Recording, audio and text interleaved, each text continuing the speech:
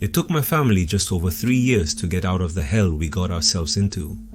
By a random twist of fate, in that place, we found two things that are shocking, and according to some people I spoke with, could be the reason for everything we experienced there. And stay, because I'm going to show you the photos of these things we found. My name is Esteban. I currently live in Tandil with my wife and 2 children. But we are originally from Bahia Blanca. We were born and raised there, where everything started and where it almost ended very badly. I come from a super normal family, but at the end of 2015, something changed. I had finished high school the previous year and my parents separated. Due to family matters that are not relevant here, they ended up deciding this by mutual agreement. The house we were living in was rented, so my dad left and my mom alone couldn't handle all of this. So we moved to my grandmother's house, my mom's mother. She had died in 2014 and the house had been left empty because the intention was always and from the beginning to rent it out. But first some basic repairs had to be made that were left undone. But at that moment you can imagine that there was no time to do them and we moved in as it was. The repairs were basically painting, some faucets that were leaking water, minor things that didn't complicate life, so it didn't pose a major problem for us. But of course, it was only after a while that I realized something was happening in this place, something quite serious. My mom, after the death of my grandmother, had never set foot in this house again and tried to avoid any opportunity to go. I imagine that the issue was due to a sentimental matter.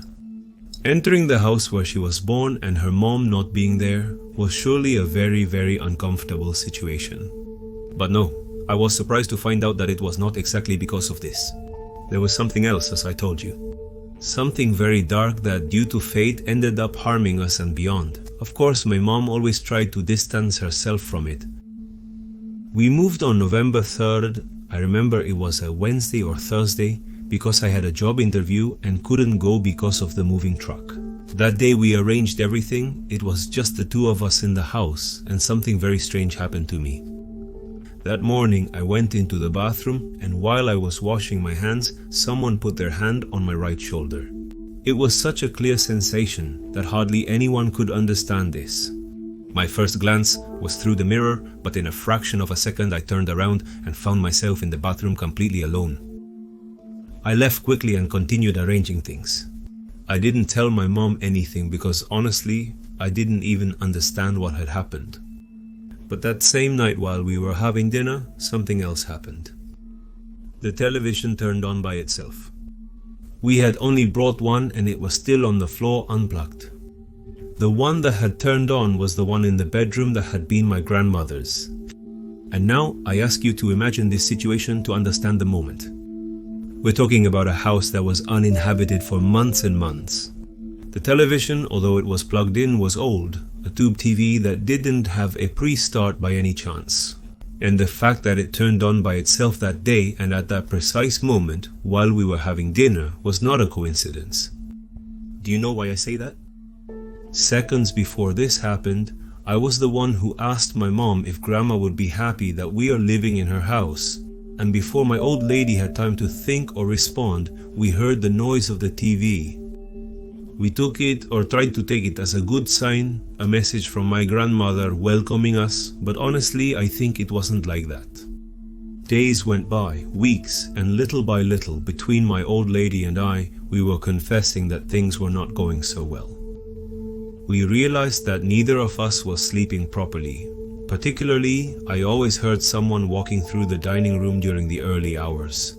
And since we didn't have a very secure door or bars at the entrance, I would get up to make sure no one had broken in to steal. I never found anyone, but yes, many times, when going to the kitchen, I saw a black shadow standing in front of the refrigerator. It was definitely over 2 meters tall, and it disappeared when I turned on the light. That hand that I felt in the bathroom often woke me up, and not only at night but also in the morning. My mom told me that she also couldn't sleep. She didn't see the shadow, nor did she feel the hand, but she often woke up and saw a little girl standing in front of her bed. She would be about 8 years old and she just looked at her, but if my mom moved or turned on the light, she would disappear. She didn't know why, but she told me that this little girl, or rather her ghost, terrified her. In her gaze, she could see that there was nothing good, quite the opposite. And in a way, she confirmed it when my own grandmother appeared in several dreams, screaming at us that we had to leave there. My old lady would tell her that we couldn't. We didn't have the money or the means, and my grandmother would just scream at her while crying desperately that we had to get out of there. When my old lady told me this, I immediately related it to everything I was seeing and feeling. This girl who appeared to my mom, the dreams, everything. It was very strange, and the truth is that we both started to get scared. I remember very well that my old lady had bought a white candle, and one afternoon she lit it for a saint. I apologize, but I don't remember which one it was. The point is that this candle lasted many hours, and it simply had to burn out completely without being extinguished. My mom on several occasions approached, prayed, and finally at night after dinner we went to sleep. The candle was still lit on a metal tray for obvious precaution, and the saint was leaning on one side. It was a statuette, and I don't know why, but both of us got the feeling that something in the house was improving. There was somehow more peace. But we were quite wrong, because it was at 2 in the morning that I woke up to my mom's screams.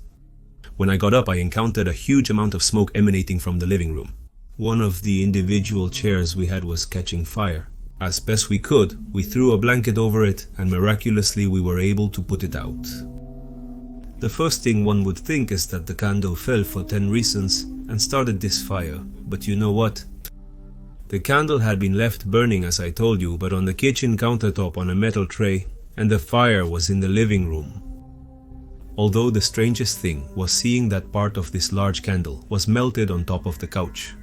I don't know how it got there, but I'm open to nearly any explanation. What really scared me was that my old lady woke up that night dreaming of this girl, who was staring at her holding the candle in her hand, and left the room heading to the living room. Then she woke up with the smell of burning, and everything I've already told you happened. To this day I wonder if what happened could have been possible, or if there is some other more coherent explanation. But I can attest that we found absolutely nothing that could have caused this fire. The months passed, everything at home continued in the worst way, and we practically didn't talk about this with my mom. It was as if we were trying to avoid the topic for some reason. Until one time a co-worker of my mom came to bring some things and to have some mate in the afternoon. And it was crazy that when she came in, the first thing she said was, "What happened in this house?" My mom was left speechless because she didn't understand the reference or know the person well. And then she said, "There's something wrong in here, don't you feel it?" When she asked this, it was somewhat a relief to know that we weren't crazy, and a cold splash of water to confirm that everything was true. Because now a person who had no idea about anything that was happening to us managed to feel something wrong inside the house. She managed to feel what we had been suffering for many months. My mom then told her practically everything I knew, but added something more that until that day I had never heard. She told her that my grandmother had always been involved in witchcraft all her life. She didn't profit from this, but she did a lot of work for acquaintances and neighbors in Bahia Blanca. In fact, my mom knew that my grandmother visited the municipal cemetery quite often, and not exactly because she had a relative buried there. She was fully aware that her witchcraft activities were the reason behind it. That was the main reason why we didn't see my grandmother in the last years, and it was the reason why my mom didn't want to step foot in that house for anything in the world. This woman, my mom's companion, went through all the rooms and said that there was something very bad, and she didn't know why the bedroom, which was my grandmother's, and the kitchen were the worst places. And I believe it because what we found left us paralyzed by the impression and fear. For several months we did nothing. My mom just prayed and put saint stamps everywhere, threw vinegar and salt in the corners. Things like that I never came to understand, and I think they didn't work either. At that time I was working and would come home at night, so during the day I didn't really know what was happening in the house. But it was terrible when one late afternoon I came home after work and found my mom lying in a room with her head bleeding and crying desperately. According to her, this girl grabbed her arm very strongly and threw her against the wall. I was so confused at that moment that I couldn't understand if all this was real or if we were just going crazy. So I came up with a different way to approach this. We had to clean that house and change everything possible to give it a new life, a more positive start, do something different within our economic possibilities, obviously. The main thing would be to change everything that has to do with my grandmother. I was surprised, but my old lady really liked this idea, so we started with the painting, which was the most urgent. In the bedrooms there were those horrible and old wallpapers, and it was a real pleasure to start removing them. But during those weeks I was on vacation, we found two tremendous things.